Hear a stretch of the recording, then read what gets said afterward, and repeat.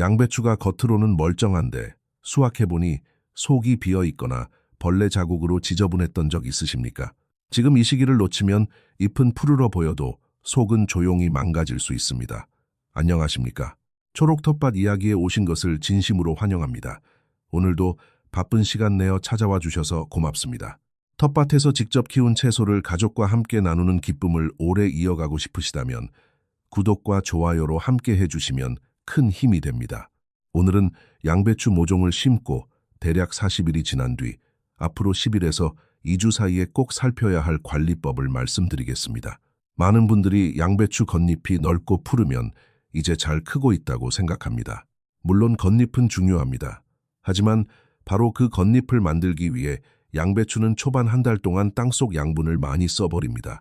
그래서 지금부터는 보이는 잎보다 보이지 않는 뿌리와 흙, 그리고 속으로 말리기 시작하는 잎의 상태를 함께 봐야 합니다. 이때 추비를 놓치고 물을 들쑥날쑥 주고 잎 뒤에 숨어있는 벌레를 그냥 지나치면 나중에 통이 작아지거나 속이 지저분해질 수 있습니다. 오늘 저는 어렵고 복잡한 이야기보다 텃밭에서 바로 확인할 수 있는 순서로 말씀드리겠습니다.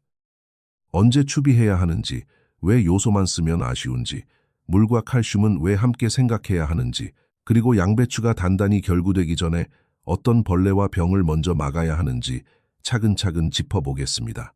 양배추를 제대로 키우려면 저는 먼저 날짜보다 흐름을 보라고 말씀드리고 싶습니다. 모종을 심은 뒤 처음 30일 정도는 양배추가 자기 몸의 기본 틀을 만드는 시간입니다. 이때 가장 중요한 것은 겉잎입니다. 겉잎이 넓고 두껍고 건강하게 펼쳐져야 나중에 속으로 말려 들어가는 잎들을 먹여 살릴 힘이 생깁니다. 저는 이 겉잎을 양배추의 밥을 만드는 공장이라고 생각합니다. 그런데 많은 분들이 여기서 한번 안심합니다. 잎이 커졌으니 이제 잘 자라겠지 하고 그냥 지나가시는 것이지요. 하지만 바로 그 겉잎을 만드는 동안 양배추는 밑거름으로 넣어둔 양분을 이미 많이 사용합니다. 그래서 겉으로는 푸르고 좋아 보여도 땅속은 처음보다 힘이 빠져 있을 수 있습니다. 그리고 모종을 심고 대략 35일에서 50일 사이가 되면 양배추는 아주 다른 단계로 들어갑니다. 이제는 잎을 바깥으로 넓히는 것보다 안쪽 잎을 조금씩 모으고 말아가며 결구를 준비합니다. 이때부터는 관리가 조금만 흔들려도 결과가 바로 달라집니다. 물이 부족하면 속잎이 충분히 자라지 못하고 양분이 부족하면 통이 작아지며 벌레가 숨어 들어가면 나중에 수확할 때 속이 깨끗하지 않을 수 있습니다. 더 중요한 것은 결구가 시작된 뒤에는 안쪽 잎이 햇빛을 충분히 받기 어렵다는 점입니다. 그래서 이 시기에는 바깥의 겉잎과 땅속의 뿌리가 함께 일해야 합니다. 겉잎은 햇빛을 받아 힘을 만들고 뿌리는 물과 양분을 끌어올려 속을 채웁니다. 둘 중 하나라도 약해지면 양배추는 단단하게 차오르기 어렵습니다. 그래서 저는 40일 전후의 양배추를 볼 때 잎만 보지 않습니다. 잎의 색, 흙의 상태, 뿌리가 숨 쉴 수 있는 자리, 그리고 속잎이 모이는 중심부를 함께 봅니다. 이 시기를 제대로 이해하면 지금 해야 할 일이 분명해집니다. 무작정 비료를 더 주는 것이 아니라 먼저 흙과 뿌리가 그 양분을 받아들일 준비가 되어 있는지 확인해야 합니다. 이제 추비 이야기를 하기 전에 저는 꼭 한 가지를 먼저 말씀드리고 싶습니다. 양배추는 비료 봉지를 먹고 자라는 것이 아니라 뿌리로 흙 속의 양분을 받아들이며 자랍니다. 그래서 흙이 너무 굳어 있거나 물이 오래 고여 있거나 뿌리가 약해져 있으면 아무리 좋은 비료를 뿌려도 기대한 만큼 효과가 나오지 않습니다. 저는 양배추 밭에 들어가면 먼저 잎보다 흙을 봅니다. 첫 번째로 보는 것은 겉잎의 색입니다. 겉잎이 너무 연하게 변하고 아래 잎부터 힘이 빠진다면 단순히 비료가 부족한 것일 수도 있지만 뿌리가 제대로 흡수하지 못하는 신호일 수도 있습니다. 두 번째로 보는 것은 포기 주변의 흙입니다. 비가 온 뒤 흙 표면이 딱딱하게 막처럼 굳어 있거나 발로 살짝 밟았을 때 물기가 질척하게 오래 남아있다면 뿌리가 숨쉬기 힘든 상태일 수 있습니다. 특히 한국의 텃밭은 봄에서 초여름으로 넘어갈 때 갑자기 비가 오고 가을 재배 때는 비가 며칠씩 이어지는 경우도 있습니다. 이럴 때 물 빠짐이 나쁜 밭에서는 양배추가 겉으로는 버티는 것 같아도 땅속에서는 뿌리가 지쳐갑니다. 세 번째로 보는 것은 한낮의 반응입니다. 아침에는 싱싱한데 낮에는 잎이 축 처지고 저녁이 되면 다시 살아나는 모습이 반복된다면 흙 속 수분이 안정적이지 않거나 뿌리 힘이 약해졌을 가능성이 있습니다. 이런 상태에서 바로 진한 비료를 주면 오히려 부담이 될 수 있습니다. 흙이 너무 말랐다면 먼저 물을 주어 적당히 적신 뒤에 추비를 생각하고, 물이 고인 상태라면 물기를 먼저 열어주어야 합니다. 흙 표면이 딱딱하게 굳었다면 뿌리를 다치지 않게 포기해서 조금 떨어진 곳을 아주 얕게 풀어주는 정도가 좋습니다. 깊게 파거나 뿌리 가까이를 건드리면 오히려 양배추가 스트레스를 받을 수 있습니다. 이렇게 흙과 뿌리 상태를 먼저 확인한 뒤에야 추비가 제대로 의미를 갖습니다. 저는 이 순서를 지키는 것이 양배추를 크게 키우는 첫 번째 전문 관리라고 생각합니다. 흙과 뿌리 상태를 확인했다면 이제 추비를 생각해야 합니다. 양배추는 초반에 겉잎을 키우느라 많은 양분을 사용합니다. 그래서 결구가 시작되는 시기에 아무것도 보태주지 않으면 속잎이 차오를 힘이 부족해질 수 있습니다. 하지만 여기서 중요한 것은 아무 비료나 많이 주는 것이 아닙니다. 특히 저는 요소만 단독으로 많이 쓰는 방법은 조심하라고 말씀드립니다. 양배추가 질소를 필요로 하는 것은 맞습니다. 질소는 잎을 만들고 푸른색을 유지하는 데 큰 역할을 합니다.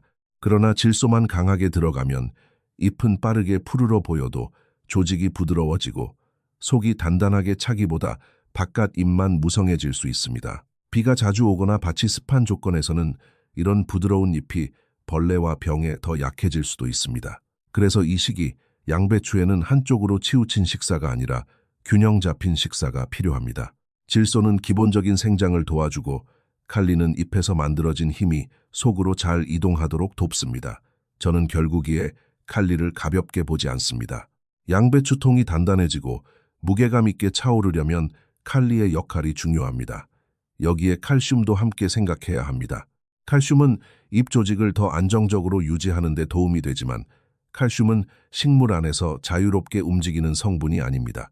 그래서 흙이 너무 마르거나 물이 들쑥날쑥하면 흙에 칼슘이 있어도 속잎까지 충분히 가기 어렵습니다. 또 하나, 올해 같은 밭에서 배추가 작물을 계속 키운 분들은 미량 요소도 살펴볼 필요가 있습니다.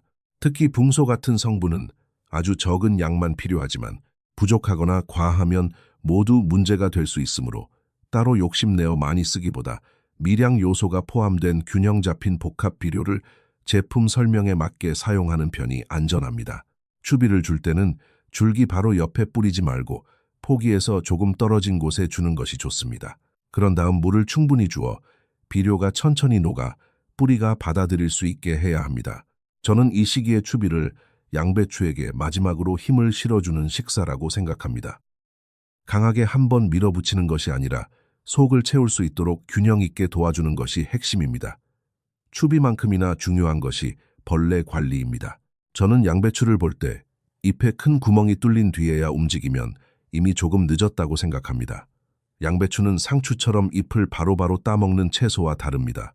바깥에서 조금 먹힌 것처럼 보였던 피해가 결구가 진행되면서 안쪽으로 감춰질 수 있습니다. 나중에 수확해서 반으로 갈랐을 때 속에 벌레 자국이나 배설물이 보이면 그때는 되돌리기 어렵습니다. 그래서 결구가 단단히 닫히기 전 지금 이 시기가 벌레를 확인할 마지막 좋은 기회입니다. 한국 텃밭에서 양배추를 키우다 보면 배추 흰나비 애벌레, 배추좀나방, 밤에 활동하는 잎벌레, 진딧물, 어린 시기에는 벼룩잎벌레 같은 해충도 볼 수 있습니다.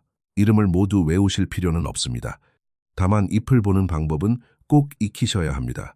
저는 먼저 잎 위쪽만 보지 않고 반드시 잎 뒷면을 들춰봅니다. 작은 구멍이 새로 생겼는지, 짙은 초록색이나 검은색의 작은 배설물이 붙어 있는지, 잎맥 근처에 작은 애벌레가 숨어 있는지 확인합니다. 또 중심부의 어린 잎이 이상하게 찢어져 있거나 겉잎은 멀쩡한데 안쪽 잎 가장자리가 갈킨 듯 보이면 더 자세히 봐야 합니다. 벌레는 대부분 사람 눈에 잘 띄는 곳보다 잎 뒷면이나 잎이 겹치는 곳에 숨어 있습니다. 작은 텃밭이라면 초기에 손으로 잡아주는 것만으로도 큰 피해를 줄일 수 있습니다. 만약 방제 자재를 사용하신다면 반드시 잎채소에 사용할 수 있는 제품인지 확인하고 제품에 적힌 방법과 사용 시기를 지켜야 합니다. 많이 뿌린다고 더 좋은 것이 아닙니다. 특히 수확을 앞둔 작물은 안전한 사용 기준을 더 조심해야 합니다. 방제 시간은 한낮보다 해가 약해진 늦은 오후나 초저녁이 좋습니다. 많은 애벌레가 밤에 더 활발하게 움직이기 때문입니다. 그리고 비가 많이 내린 뒤에는 다시 확인해야 합니다. 잎 표면에 남아있던 보호 효과가 줄어들 수 있고 비 뒤에는 새로 부화한 벌레가 활동하기 쉬워집니다. 저는 양배추 벌레 관리를 이렇게 생각합니다. 벌레를 많이 잡는 것이 목적이 아니라 벌레가 속으로 들어가기 전에 길을 막는 것이 목적입니다. 벌레 이야기를 했으니 이제 병 이야기도 함께 해야 합니다.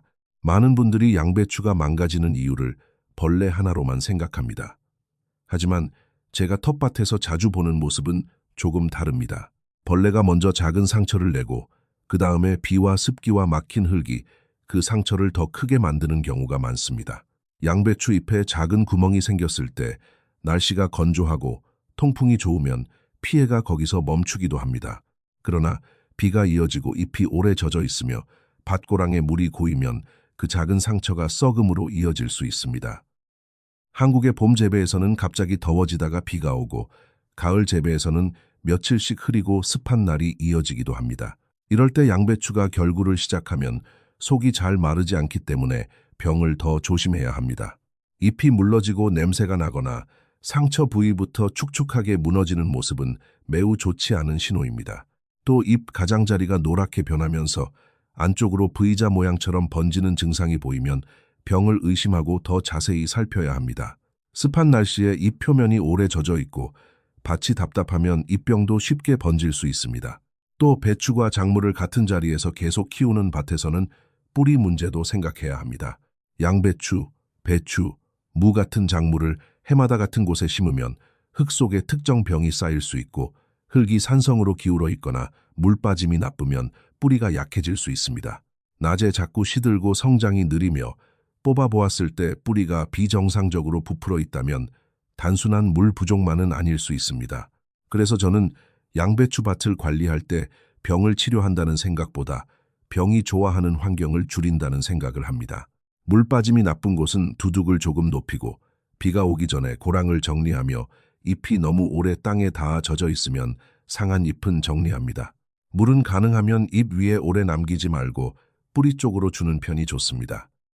병든 잎이나 심하게 상한 포기는 밭에 다시 묻지 않는 것이 안전합니다. 양배추는 벌레와 병을 따로 떼어 생각하면 관리가 어렵습니다. 벌레가 상처를 만들고 습기가 그 상처를 키우며 약한 뿌리가 회복을 늦춥니다. 이 세 가지를 함께 보는 것이 더 깊은 관리입니다. 이제 물과 칼슘 이야기를 하겠습니다. 결구가 시작된 양배추에게 물은 단순히 마르지 않게 해주는 것이 아닙니다. 물은 뿌리가 양분을 빨아들이게 하고 잎에서 만들어진 힘이 속으로 이동하게 하며 칼슘이 필요한 자리로 움직일 수 있도록 돕습니다. 저는 그래서 칼슘을 말할 때 항상 물을 함께 말합니다. 칼슘은 혼자 움직이지 않습니다. 물의 흐름이 안정되어야 칼슘도 식물 안에서 필요한 곳으로 갈 수 있습니다. 흙이 며칠 동안 바짝 말랐다가 갑자기 많은 물을 받으면 양배추는 겉으로는 살아나는 것 같아도 속잎의 성장이 흔들릴 수 있습니다. 반대로 계속 축축하고 공기가 부족한 흙에서는 뿌리가 약해져 물과 양분을 제대로 끌어올리지 못합니다. 그러니 이 시기에는 많이 주는 것보다 일정하게 주는 것이 중요합니다. 저는 손가락으로 폭이 주변 흙을 5cm 정도 확인해 봅니다. 겉흙은 말라 보여도 안쪽이 촉촉하면 조금 기다리고 안쪽까지 푸석하게 마르면 아침이나 해가 약한 시간에 뿌리 쪽으로 충분히 줍니다. 날씨가 건조해서 예전에는 일주일에 1번 정도 물을 주셨다면 결국에는 상황에 따라 일주일에 2번 정도로 늘릴 수 있습니다. 하지만 비가 온 뒤에는 횟수보다 물 빠짐을 먼저 봐야 합니다. 물이 고인 밭에 또 물을 주는 것은 양배추를 돕는 일이 아니라 뿌리를 힘들게 하는 일입니다. 이제 이 내용을 실제 14일 관리로 정리해 보겠습니다. 첫째 날에는 잎색, 흙 상태, 잎 뒷면의 벌레, 중심부의 결구 상태를 차분히 봅니다. 둘째 날에는 흙이 너무 마르거나 젖지 않은 상태에서 균형 잡힌 추비를 하고 물을 주어 비료가 천천히 풀리게 합니다. 3일에서 5일 사이에는 잎이 더 서는지, 중심부가 조금씩 모이는지, 새 구멍이 생기지 않는지 관찰합니다. 6일에서 7일 사이에는 잎 뒷면과 중심부를 다시 확인하고 벌레가 보이면 바로 잡거나 안전한 방법으로 방제합니다. 8일에서 10일 사이에는 흙 속 5cm의 수분을 보고 물을 줄지 고랑을 열어 물을 뺄지 결정합니다. 11일에서 12일 사이에는 속잎이 이상하게 마르거나 잎 가장자리에 변화가 있는지, 오래 젖은 잎이 땅에 붙어 있지는 않은지 살핍니다. 13일에서 14일 사이에는 결구가 더 다치기 전에 마지막으로 벌레와 병을 확인합니다. 이 14일은 힘든 일을 많이 하는 기간이 아닙니다. 대신 매일 조금씩 보고 필요한 일을 제때 해주는 기간입니다. 양배추는 정직합니다. 우리가 흙과 잎과 물의 신호를 놓치지 않으면 그만큼 속을 차분히 채워줍니다. 오늘 말씀드린 내용을 정리해 보겠습니다. 양배추는 하루아침에 나빠지는 작물이 아닙니다. 작은 신호들이 쌓이다가 수확할 때 결과로 나타납니다. 흙이 굳었는데 그냥 지나가고, 추비가 필요한 때를 놓치고, 물을 너무 말렸다가 한꺼번에 주고, 잎 뒷면에 작은 벌레를 보지 못하고, 비 온 뒤 젖은 잎을 그대로 두면 속이 차오르는 시기에 양배추는 조용히 힘을 잃을 수 있습니다. 그래서 저는 이 시기 양배추 관리의 핵심을 5가지로 기억합니다. 먼저 비료를 주기 전에 흙과 뿌리를 봅니다. 다음으로 요소만 믿지 말고 균형 잡힌 추비를 생각합니다. 세 번째로 결구가 다치기 전에 벌레를 먼저 확인합니다. 네 번째로 물을 일정하게 관리하고 칼슘은 물과 함께 생각합니다. 다섯 번째로 비와 습기, 물 빠짐, 오래 같은 자리에 심은 배추과 작물의 문제까지 함께 봅니다. 이렇게 하면 양배추는 겉잎의 힘을 속으로 보내고 뿌리는 필요한 양분을 끌어올리며 통은 천천히 단단해집니다. 여러분의 밭에 있는 양배추는 지금 어떤 모습입니까? 잘 말리기 시작했는지, 아직 느린지, 아니면 벌레 구멍이 보이는지 댓글로 남겨주시면 함께 살펴보겠습니다. 오늘 이야기가 도움이 되셨다면 초록 텃밭 이야기 구독과 좋아요, 알림 설정도 부탁드립니다. 여러분의 텃밭에 속이 꽉 찬 건강한 양배추가 자라기를 진심으로 응원하겠습니다. 고맙습니다.